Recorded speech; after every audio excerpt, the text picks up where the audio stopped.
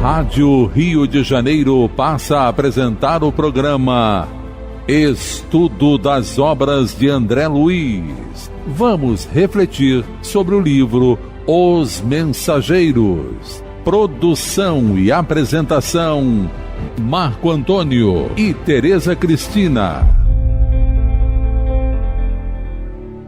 Amigos ouvintes da emissora da Fraternidade, Rádio Rio de Janeiro, novamente aqui estamos com a permissão de nosso Senhor Jesus e com o trabalho constante dos bons espíritos para podermos dar continuidade ao estudo da obra Os Mensageiros, obra que foi ditada pelo espírito André Luiz e que foi psicografada pelas mãos abençoadas de Francisco Cândido Xavier. Olá, caros ouvintes da Rádio Rio de Janeiro. Então vamos começar o nosso estudo de hoje. No último programa nós terminamos o capítulo 7, a queda de Otávio. E agora vamos iniciar hoje o capítulo 8, intitulado O Desastre de Acelino. Que vai ser, né, Tereza, o terceiro caso que a gente vai ler. Nós lemos o Vicente, o Otávio... Mas o Vicente não é o médium falido, é o médico falido. Médico falido, dos fracassos, né? É. Lembrando sempre que a gente já colocou isso aqui, a gente pode colocar aqui a queda de Otávio, o desastre de Acelino, o caso Vicente, que também é outro desastre, pode ser e podia ser o desastre de Marco Antônio e Tereza, a queda de Tereza de Marco Antônio, porque nós temos que nos colocar no lugar deles. Aqui é a história que é para nos colocarmos no lugar deles, né? E não é porque eram médios e a gente talvez não seja, mas... É colocar no lugar deles no sentido de aproveitar as lições equivocadas deles para não cometer o mesmo erro, não é nesse sentido, né? Claro. Então vamos começar. Ia dirigir-me, lembrando que, primeiro, eles assistiram à palestra do Telésforo, lá no departamento, né, lá no Instituto Os Mensageiros.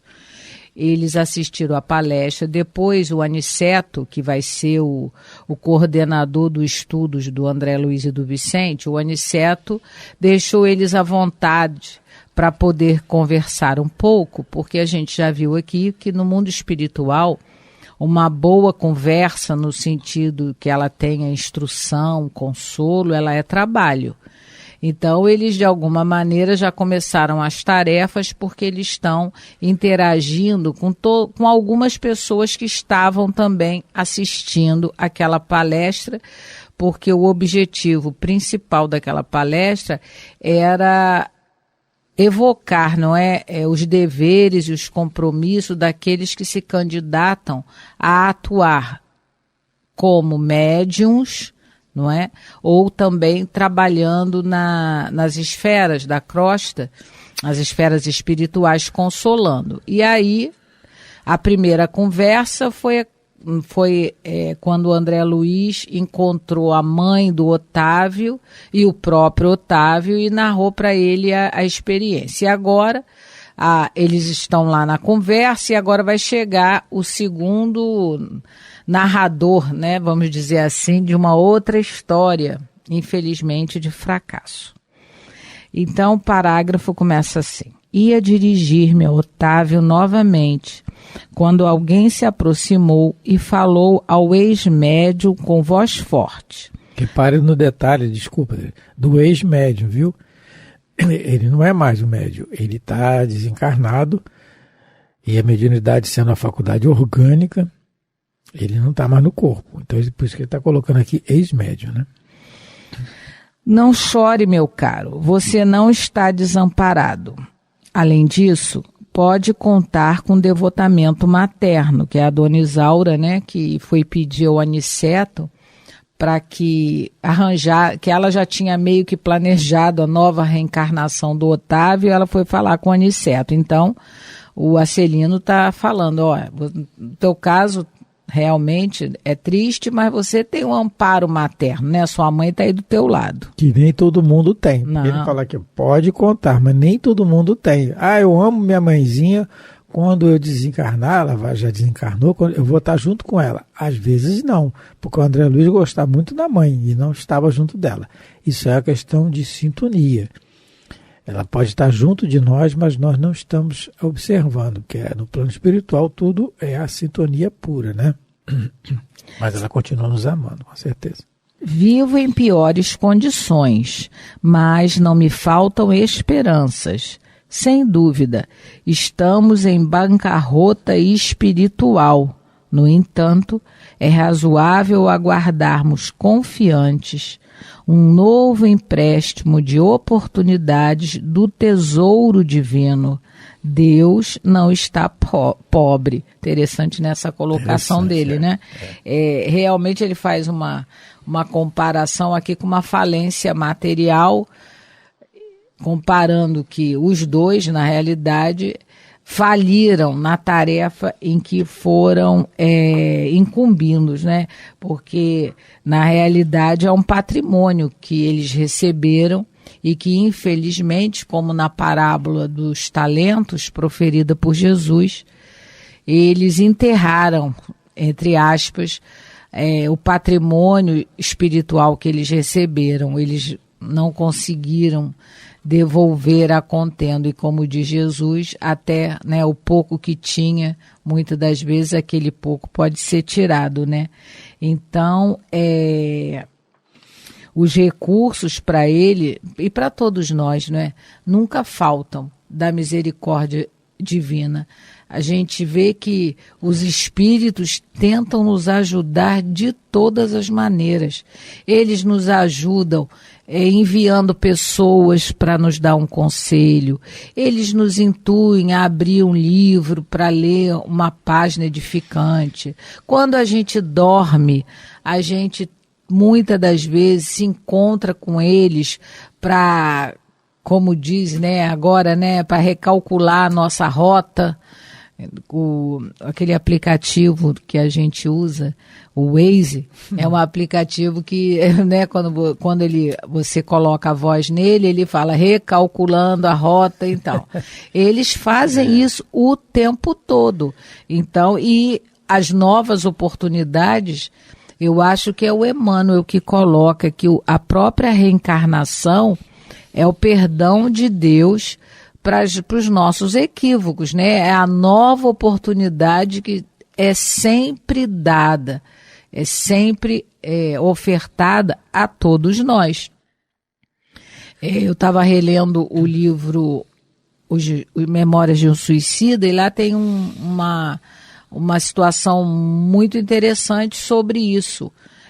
Mas depois, mais tarde, eu vou relatar, porque aí vai ter a ver mais com um assunto aqui que a gente vai tratar. Só aproveitando que a Tereza comentou das oportunidades, porque ele fala assim, estamos em bancarrota espiritual, né? Na questão da reencarnação, que a Tereza colocou, o ouvinte pode consultar a pergunta 578 de O Livro dos Espíritos, em que Kardec pergunta assim, poderá o espírito, por culpa própria, falir na sua missão?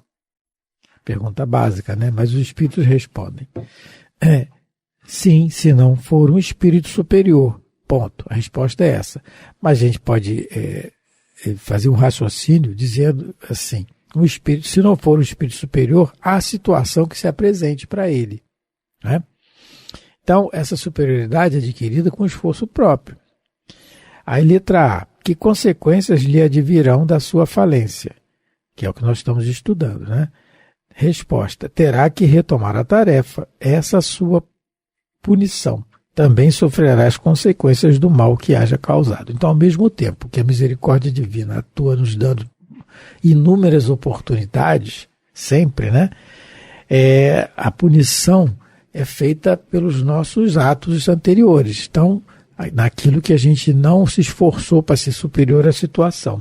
E ele fala também do novo empréstimo que Deus dá, porque ele não está pobre. Deus não está pobre, né? De misericórdia, ele quis dizer aqui. E na pergunta 171 do Livro dos Espíritos, em que Allan Kardec fala sobre a justiça da reencarnação, ele pergunta em que se funda o dogma da reencarnação, quer dizer, o dogma é a verdade da reencarnação. né? E tem a resposta, que dizer, os Espíritos dizendo que é na justiça de Deus. Mas Allan Kardec faz um comentário após a resposta, dizendo, só um trechinho que a gente vai ver, dizendo que Deus coloca essas oportunidades e a reencarnação é a única que pode explicar o futuro e afirmar as nossas esperanças. Então, a esperança, como diz, a gente coloca sempre no movimento espírita, a gente fala que a esperança é a luz do cristão, é nessa questão. A nossa reencarnação é nada mais, nada menos do que essa certeza de que temos que ter dentro de nós de uma esperança de dias melhores. Basta para isso que a gente se esforce, que é difícil, mas a gente não pode desistir, né? E se enveredar pelo suicídio, que é o pior erro que a gente pode cometer. Né? Isso, então aqui eu consegui, enquanto o Marco estava fazendo as colocações, eu consegui abrir aqui no Kindle a página que eu queria comentar, justamente sobre que Deus não está pobre, não é? Sempre como ele coloca aqui, é sempre razoável aguardarmos confiantes o novo empréstimo. Lógico, Deus vai nos dando, mas cada vez que a gente vai falindo, a gente vai ficando mais difícil, né, de alguma maneira, as oportunidades para que a gente possa ressarcir, que a gente possa fazer um novo aprendizado. Por que eu estou falando isso? Lá no livro Memórias do Suicida, no capítulo Arquivos da Alma, tem a história do Angenor Penalva. O André Luiz, coloquei o André Luiz no Memórias do Suicida. O Camilo Castelo Branco, que é o personagem, né? Lá é Camilo Cândido Botelho. Ele está fazendo uma excursão, depois que ele e o grupo melhoraram, eles vão conhecer a Torre de Vigília. E essa torre é o lugar onde estão abrigados aqueles espíritos mais endurecidos, mais cruéis, que além de suicidas, são homicidas. E aí ele vai conhecer a história desse moço, o senhor Angenor Penalva.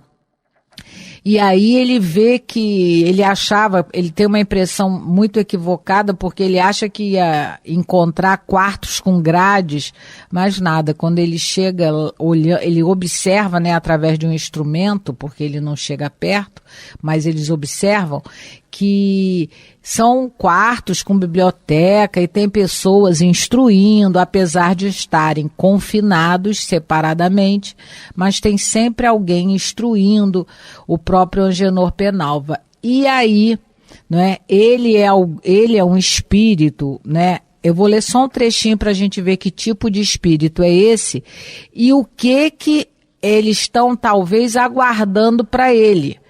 Então vamos lá, eles dizem assim: eis um dos temíveis obsessores, chefe de pequena falange de entidades endurecidas e maldosas, portador de múltiplos vícios e degradações morais, criminoso e suicida, que arrastou ao seu abismo de vileza e misérias quantos incautos, desencarnados e encarnados, pôde seduzir e convencer a segui-lo, e cujos crimes avultam com tal gravidade nos códigos das leis divinas, que não nos admiraríamos ver chegar de uma hora para outra ordens do alto para o seu encaminhamento aos canais competentes, para uma reencarnação expiatória fora do globo terrestre, em planeta ainda inferior à Terra, ou para um estágio espiritual em suas circunvizinhanças astrais, em os quais, num período relativamente curto, poderia expiar débito que na Terra requereriam séculos. Tal comedimento, todavia, seria medida drástica, que repugnaria à caridade e ao inimaginável amor de nosso meigo pastor, que é Jesus, o qual preferirá, primeiramente, esgotar todos os recursos lógicos e legais para persuadir o arrependimento, assim como a regeneração, servindo-se da grande ternura e piedade de que só ele sabe dispor. E aí, através de Jesus, a gente vê essa misericórdia divina atuando na terra. Então, esse moço, apesar de tudo isso, eles estão tentando todo dia, lá para quem, esse capítulo é muito interessante, todo dia ele tem que copiar os mandamentos da lei de Deus.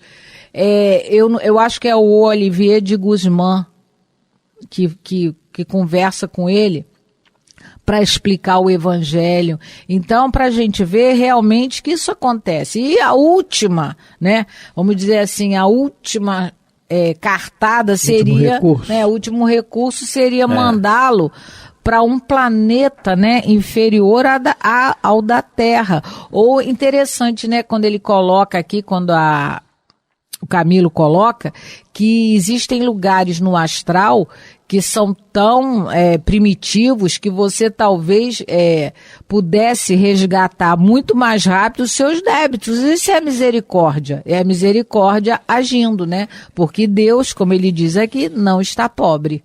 De misericórdia. Só falando para ouvintes que às vezes não tem o conhecimento desse livro. Esse livro que a Teresa falou, Memórias de um Suicida, foi psicografado pela dona Ivone do Amaral Pereira, e ele conta a história de alguns suicidas, inclusive desse que a Teresa citou, Camilo Cândido Botelho, que foi um escritor português que se matou depois que começou a não enxergar mais.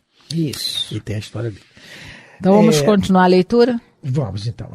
Voltei-me surpreendido e não reconheci o recém-chegado, porque aí, né, quem estava conversando era a dona Isaura, a amiga dela, o Otávio, o Vicente e o André Luiz. Aí ele, como esse moço falou isso, ele se virou para ver quem era. Dona Isaura, que é a mãe do Otávio, fez o obséquio das apresentações. Estávamos diante de Acelino, que partilhara a mesma experiência. Quer dizer, a mesma experiência, a tarefa mediúnica falida. Essa é a mesma experiência. Interessante que a gente vem aqui gravar o programa, a gente prepara, estuda antes, né?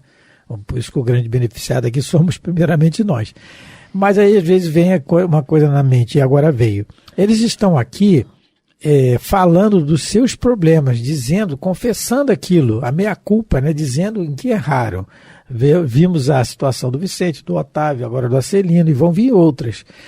E isso aí é nada mais do que nós temos aqui encarnados, esses grupos de apoio, né, que, por exemplo, os alcoólatras anônimos, por exemplo, né, que se reúnem. Tem narcóticos anônimos. Narcóticos anônimos, vai por aí afora. Todos os nossos vícios. Aí as pessoas se agrupam e fazem aquela catarse, né? Vamos dizer assim, e dizendo dos seus erros e tudo naquele grupo ali, o que não teria coragem, às vezes, né, normal, de falar para os amigos que o cercam, em família, no trabalho. Mas aí tem o grupo. Isso é que está sendo utilizado aqui. E é isso mesmo, porque na medida que a pessoa fala, que a gente fala dos nossos erros, nós estamos dizendo que nós estamos errados, estamos reconhecendo o erro.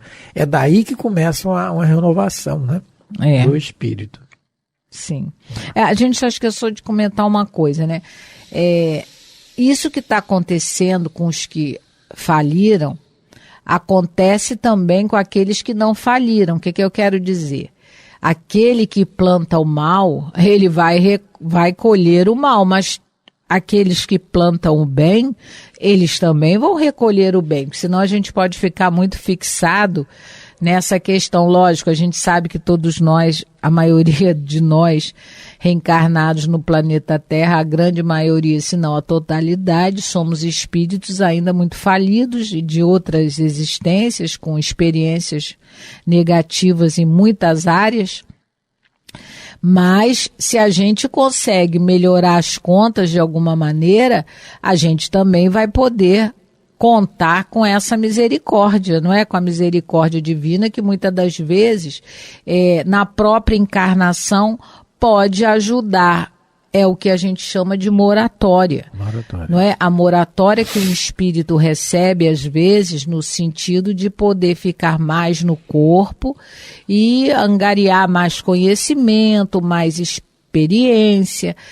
A gente conhece, pela própria fala do médium Divaldo Pereira Franco, porque ele relata a moratória que ele recebeu, e eu acho que foi mais de uma, por conta do trabalho no bem.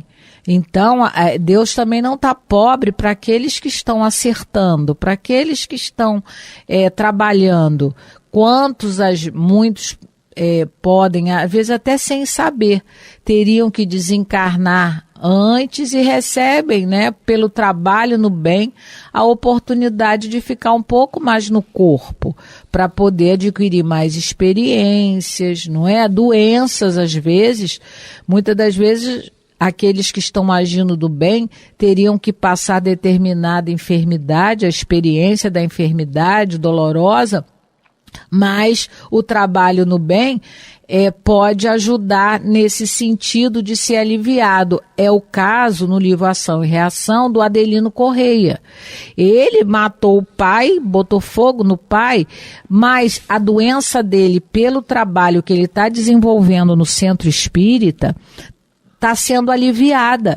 Ela não foi para a cabeça. Lá no livro diz que na cabeça ele não tem problema, está melhorando e todo mundo vai pedir por ele.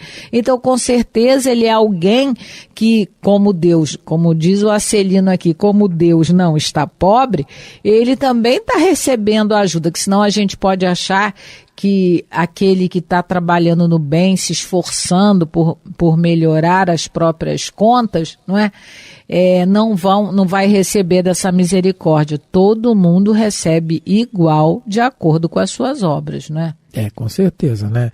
E só no detalhe que a Teresa colocou, a grande maioria da Terra ainda é de espíritos inferiores, mas como o próprio Kardec coloca na introdução do Livro dos Espíritos também, e Divaldo Pereira Franco faz algumas palestras sobre isso, nós estamos aí passando na época da era do terceiro milênio, a transformação da nossa casa. A nossa casa vai ficar melhor, mais bem arrumada, mais bem habitada, né?